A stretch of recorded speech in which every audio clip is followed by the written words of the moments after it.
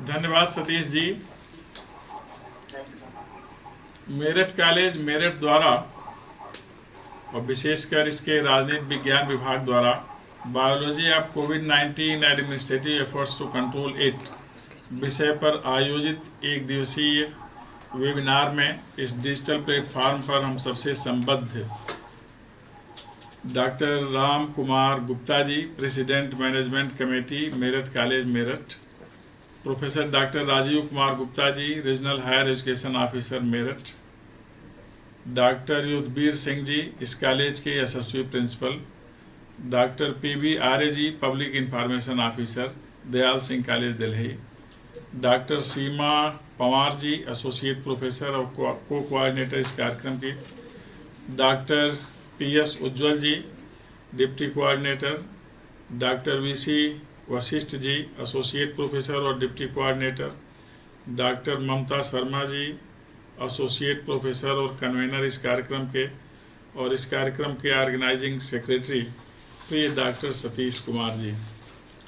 मुझे बहुत ज़्यादा प्रसन्नता है कि समकालीन विषय पर आप लोगों ने एक महत्वपूर्ण वेबिनार का आयोजन किया है, जिसका विषय है कोविड-19 की जैविकी एवं इसके नियंत्रण के प्रशासनिक प्रयास। हम आज जिस दौर में रह रहे हैं उसे कोरोना फेज अथवा कोरोना विषाणु का दौर कहते हैं।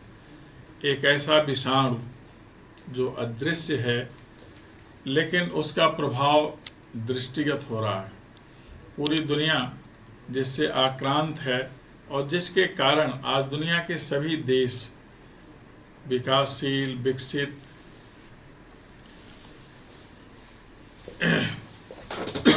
संपन्न अथवा कम संपन्न सभी एक धरातल पर खड़े हैं और एक जैसी समस्या का समाधान कर रहे हैं। समस्या एक ही है कि हम अपने यहाँ के निवासियों के जीवन की सुरक्षा कैसे करें।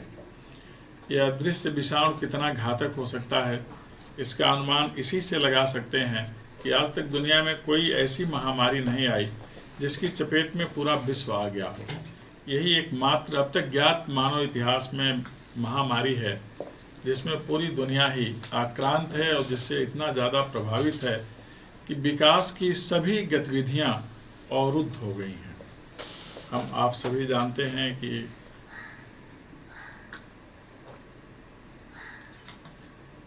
आय, आजीविका, उत्पादन और आवागमन के साधन अवरुद्ध हो गए हैं और एक नई कार्य संस्कृति इस समय व्यवहार में है जिसे वर्क फ्रॉम दी होम कहते हैं। इस स्थिति तक लाने में कोविड-19 नामक विषाणु, जो सार्स परिवार का ही एक विषाणु है, प्रभावी है और मूल कारक है। हमारे एक पड़ोसी देश की प्रयोगशाला से यह निकलकर पूरी दुनिया में पहुंच गया और प्रकृति ने इसे अंगीकार कर लिया और सर्वत्र इसके प्रभाव का विस्तार कर दिया। एक ऐसा विस्तार जिसके चलते हर मिलने वाला आदमी संशय की दृष्टि से देखा जाता है। अर्थात यह कोविड-19 का फेज संशय का फेज कहा जाता है, जिसमें किसी बाहरी व्यक्ति को लेकर हम आश्वस्त नहीं हैं कि वह असंक्रमित है अथवा संक्रमित है।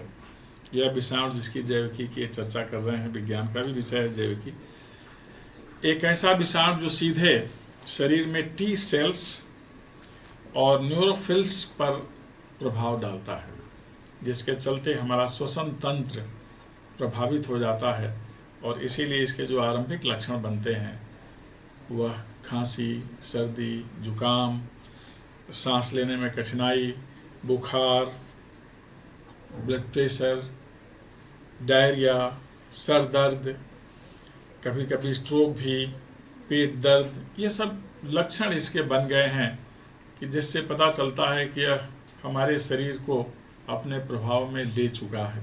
ये सब सिम्टम्स हैं, लेकिन इसकी जैविकी का आप इससे अनुमान कर सकते हैं कि आजकल कहा जाता है अब कोरोना अब एसिम्प्टोमेटिक भी हो गया है, इसका लक्षण नहीं दिखता है लेकिन प्रभाव दिखता है। इसे कोरोना कहने का भी एक कारण है। कोरोना क्यों कहा जाता है कोविड-19 को? कोरोना वायरस ऐसा है, कोरोना फैमिली का नाम ही पड़ा कि इसका जो अपीयरेंस है वो क्राउन लाइक होता है, तो इसीलिए इसका नाम कोरोना रखा गया। और विशेषकर जो सरफेस प्रोटीन्स हैं, जो सरफेस प्रोटीन सेल्स हैं, उनसे इसका सीधा संबंध होता है। इन्हें स्पाइक प्रोटीन्स भी कहते हैं, इस रूप में दृष्टिगत भी होता है, प्रभाव भी डालता है। इसका सबसे जो खतरनाक प्रभाव पड़ता है शरीर पर, वह हमारे इम्यूनो सिस्टम को प्रभावित कर देता है। हमारे शरीर की प्रतिरोधक क्षमता क्रमशः कम हो जाती है और फिर हम असहाय हो जाते हैं। अर्थात ईश्वर की इच्छा पर हमेशा जीवन चलता है, लेकिन इस विषाणु के चलते हम इतना असहाय हो जाते हैं, कारण कि चिकित्सकीय सुविधा भी अपर्याप्त होती है। तो इसलिए इसकी जैविकी विचित्र प्रकार की है। कब किस रूप में कहाँ किसको अपना ग्रास बना ले, कहना संभव नहीं है। अभी तक दुनिया के किसी भी देश में इस व्याधि के उन्मूलन का कारगर उपाय नहीं बन सका है। कोशिशें जारी हैं, हिंदुस्तान में भी हम औषधि बना चुके हैं, लगभग उसका परीक्षण बाकी है, हो भी रहा है। अमेरिका में, ब्रिटेन में 3 जगहों पर तो ज्ञात है, रूस का भी नाम आ रहा है, वहाँ भी यह बिल्कुल अंतिम चरण में है। तो अभी अंतिम चरण में औषधि है, इसका प्रयोग कब होगा, किस तरह से होगा, कितना इसका सुफल मिलेगा, अभी इसके परिणाम आने बाकी हैं।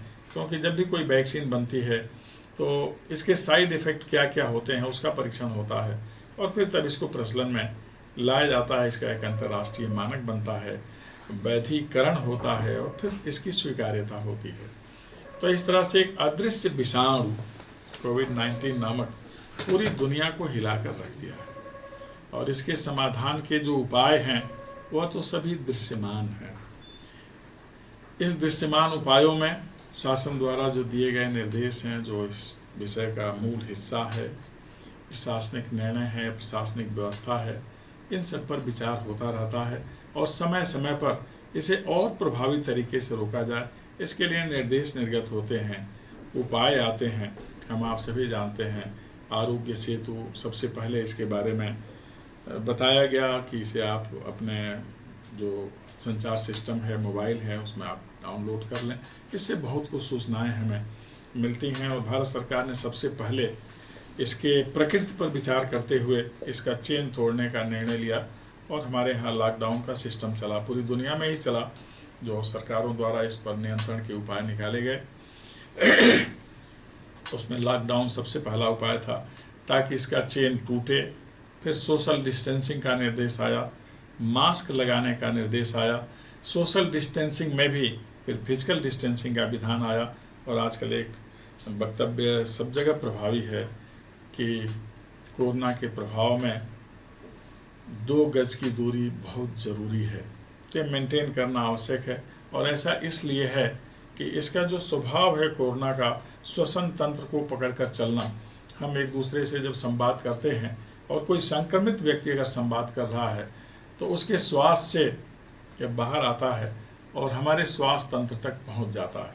इसलिए चेन टूटे, इसके लिए 2 गज की दूरी का विधान किया गया, और फिर उस पर चलने का नियमन भी बनाया गया, और नई कार्य संस्कृति जिसके बारे में मैंने बताया अभी, वर्क फ्रॉम होम का सिद्धांत चलाया गया। कारण कि उत्पादन के सारे स्थल, उद्योग बंद हो गए, जो निजी चिकित्सालय थे वह भी बंद हो गए, उत्पादन के जितने केंद्र थे वह भी बंद हो गए। एक स्थान पर जहां बहुत ज़्यादा भीड़ होती थी, वहां संक्रमण की संभावना बढ़ी, इसलिए एक स्थान पर एकत्र होने पर मनाही कर दी गई। 5 से ज़्यादा व्यक्ति न एक स्थान पर आएँ, और वह भी आएँ तो 2 गज की दूरी बना करके आएँ। ऐसे विधान कर दिए गए ताकि इसके चेन को तोड़ा जाए। इस पर नियंत्रण का सबसे अच्छा उपाय यही है कि इसका चेन खंडित हो, और एक व्यक्ति के बाद दूसरे व्यक्ति तक यह न जा सके। यह शासन के उपाय हैं। उसके बाद आय आजीविका के साधन, आवागमन के साधन जब बाधित हुए, तो लोगों को सपोर्ट देना भी आवश्यक था। माननीय प्रधानमंत्री मोदी जी, जो आज के महानायक हैं और पूरी दुनिया में इस रूप में समादृत हैं, 20 लाख करोड़ का सहयोग उन्होंने दिया, ताकि स्थानीय स्तर पर और स्थानीय अंचल में जो वापस लौटने वाले लोग हैं, हमारे कामगार भाई, कुशल भी, दक्ष भी, अकुशल भी, कहीं इंजीनियर के रूप में, कहीं चिकित्सक के रूप में, कहीं निर्माता के रूप में, कहीं निर्माण में सहयोग करने वाले रूप में, सब जगह गए हुए थे।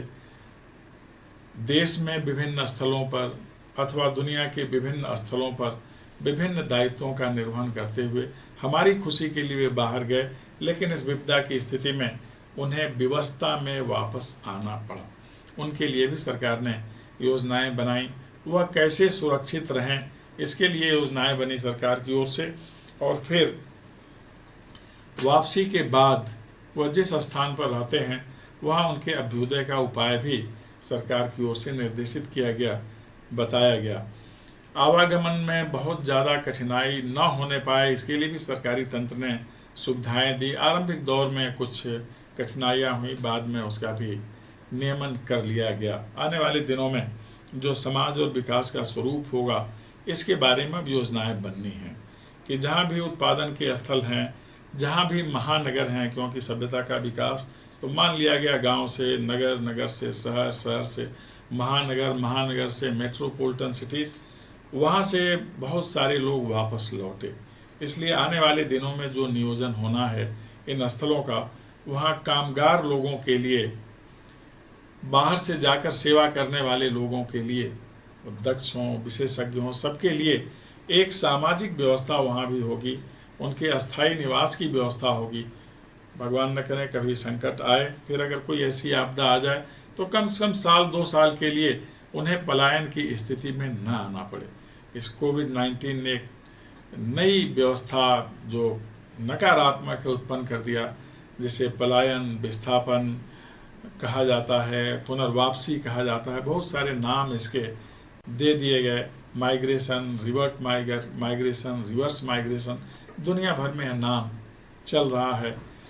इस व्यवस्था को कैसे हम सुधारें, कैसे लोगों को हम व्यवस्थित करें, इसलिए उत्पादन के जो बड़े संस्थान हैं वह तो चले ही, लेकिन इस समाज के जो लोग हैं उन्हें स्थानीय स्तर पर ही विकास का अवसर देने के लिए, कार्य का अवसर देने के लिए सरकार की तरफ से बहुत सारी योजनाएं बनी प्रशासनिक धरातल पर। एक तो सूक्ष्म, लघु, मध्यम उद्योगों की स्थापना कैसे की जाए, इसके लिए अनुदान और ज्ञान विधान तीनों किया गया, ताकि सब लोग स्किल डेवलपमेंट के माध्यम से, स्टार्टअप के माध्यम से, इनोवेशन के माध्यम से जैसी क्षमता योग्यता है उसके अनुकूल विकास का अवसर पा सकें।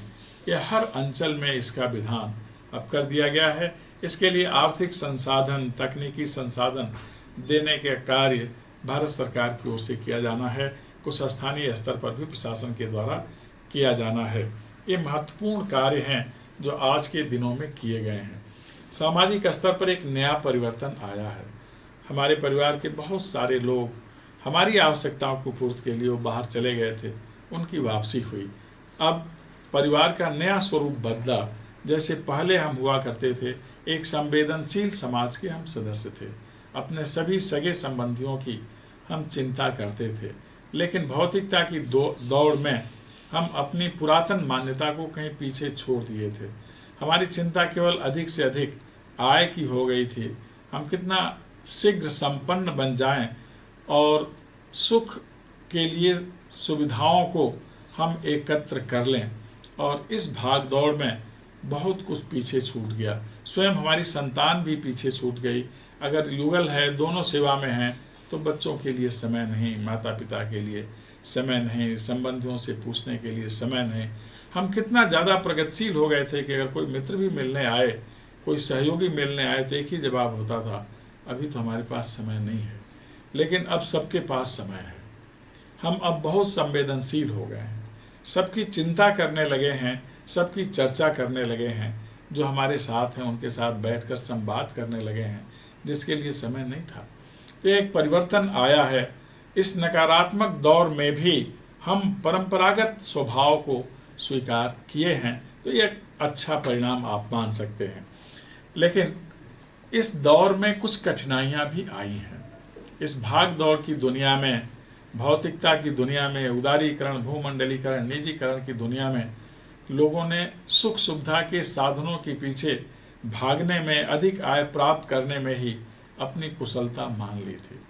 अब सब घरों में रहने लगे हैं। घर सानिध्य, संवाद, सहयोग, समन्वय और संतोष का केंद्र होगा।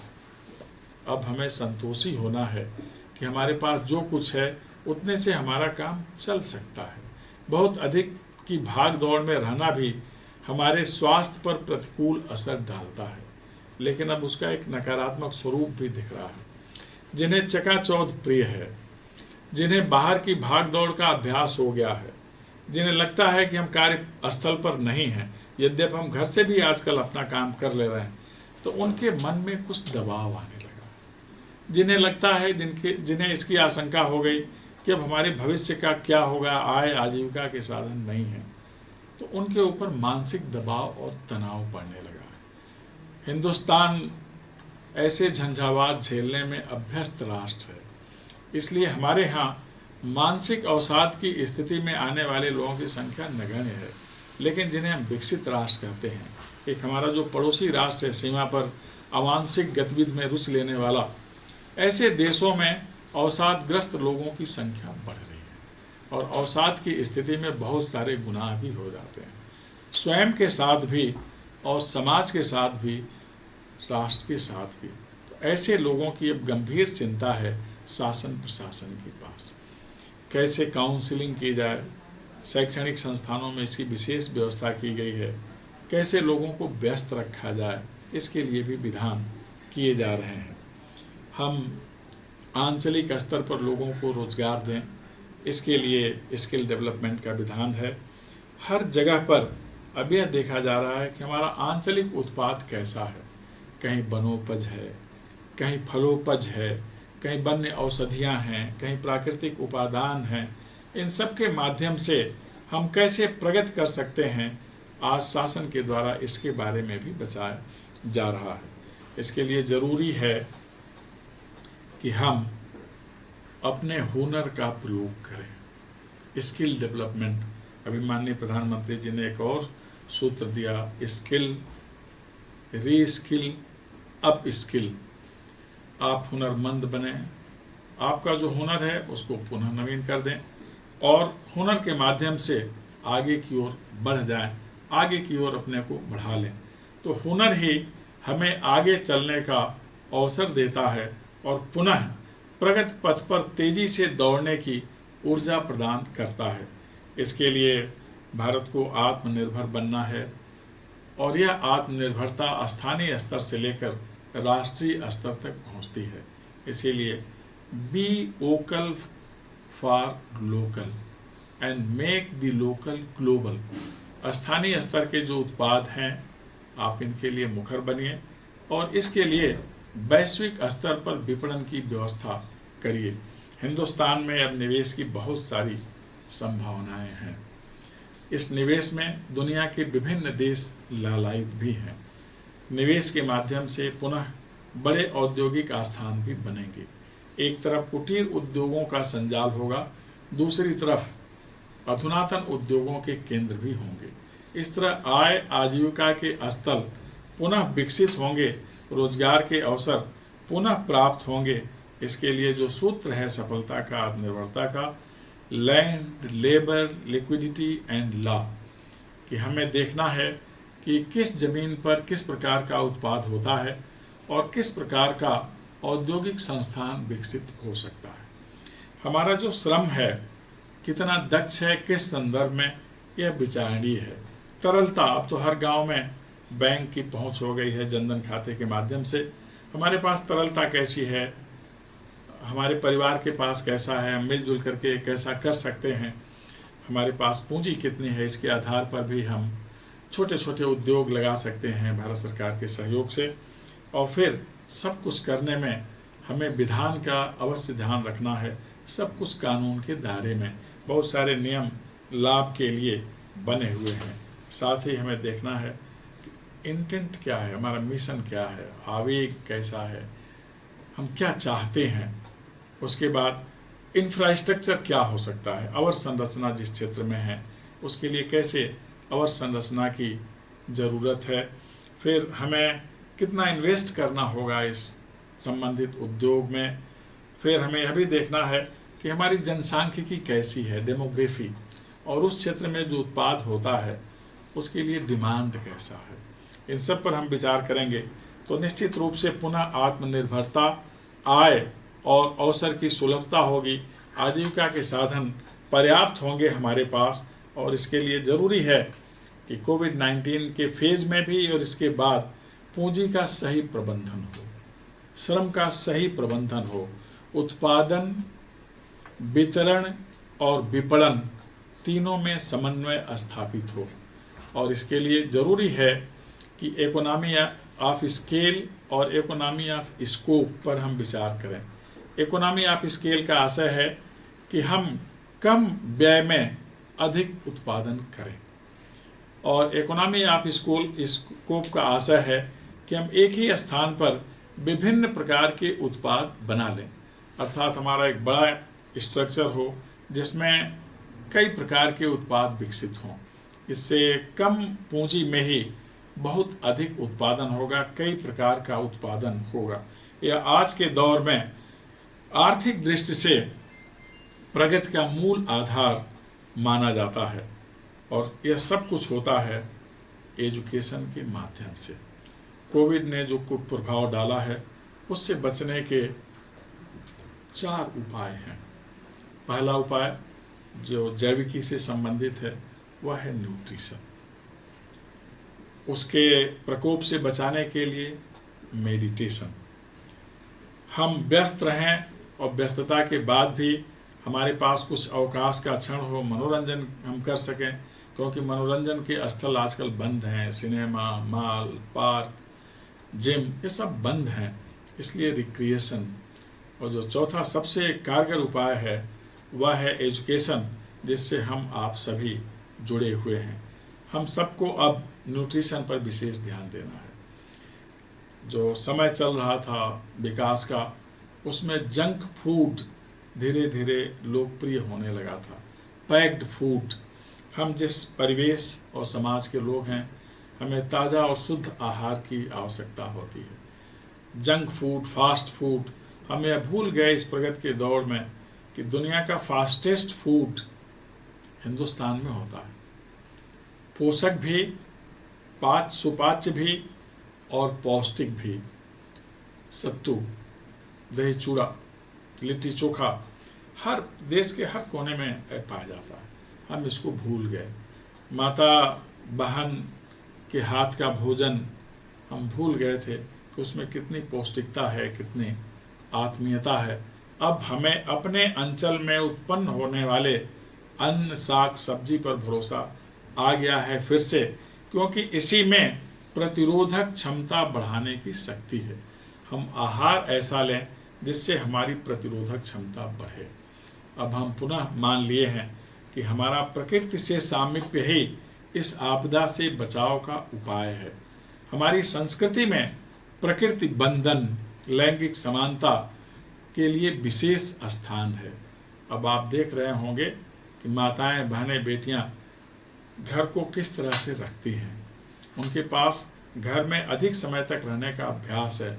उनसे हम सीख रहे हैं, देवियों से, कि घर में बहुत समय तक रहा जा सकता है, घर से रहकर भी कार्य संचालित किया जा सकता है, दायित्व का निर्वहन किया जा सकता है, और हम जिस कार्यस्थल पर हैं उसे भी घर माने और वहाँ कार्य करने वाले लोगों को परिवारी जन माने, क्योंकि हमारी मान्यता है कि केवल यह भारत देश ही नहीं, हमारे समाज के लोग ही नहीं, पूरी धरा ही एक परिवार की तरह है।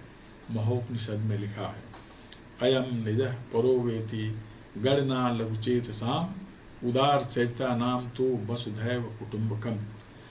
यह मेरा है, यह पराया है, यह संकीर्ण मति वाले लोगों की सोच हो सकती है, लेकिन उदार चरित्र के लोगों के लिए पूरी धरा ही एक परिवार है।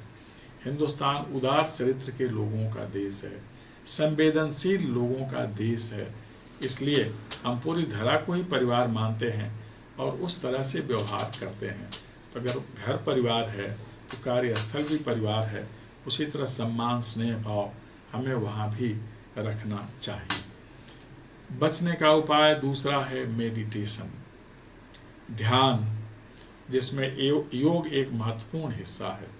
योगश्चित्त वृत्ति निरोधः चित्तवृत्तियों को निरुद्ध करने का काम योग से होता है। योग सुकर्मसु कौशलम, जो योग कर्मसु कौशलम है कि कर्म में इसी के माध्यम से कुशलता आती है, योग से भी इनकी पावर बढ़ता है। यह सब कार्य हमें करना है। थोड़ा अपने को हल्का फुल्का रखें, मनोरंजन के साधन, अभी आप सभी मनोरंजन के माध्यम से संस्कार भी आता है। अभी हम आप सभी रामायण महाभारत सीरियल भी देख रहे थे, तो हम ऐसा देखें भी, ऐसा पढ़ें भी, कथा कहानियाँ भी देखें, अपने पूर्वजों के बारे में पढ़ें, तो बहुत ज़्यादा मनोरंजन स्थानीय स्तर पर ही हो सकता है। तो इसमें भी हमें रुचि लेनी है, देखना है, अपने को व्यस्त रखना है। अर्थात इस तरह से अपने को हल्का फुल्का भी रखें कि हम तनाव में ना आ जाएं भविष्य की चिंता को लेके। भविष्य उज्जवल है, ऐसा हमें भरोसा रखना चाहिए। और इस उज्जवल पथ पर चलने का जो माध्यम है वह है एजुकेशन।